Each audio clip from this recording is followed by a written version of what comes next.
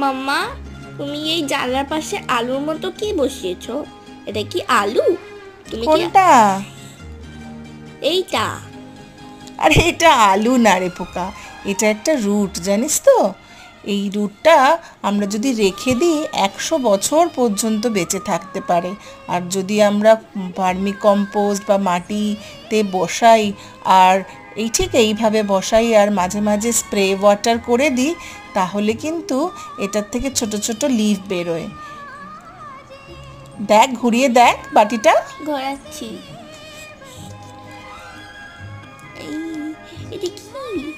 ও মাম্মা দেখো, এটা একটা ছোট্ট একটা বেবি প্লান্ট, পুরো মনে হচ্ছে 2 হাত তুলে বেরিয়ে আসতে চাইছে।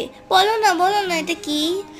এই গাছটার নাম যে বলতে পারবে তাদের সবার নাম আমি আমার নেক্সট ভিডিওতে বলবো। টাটা।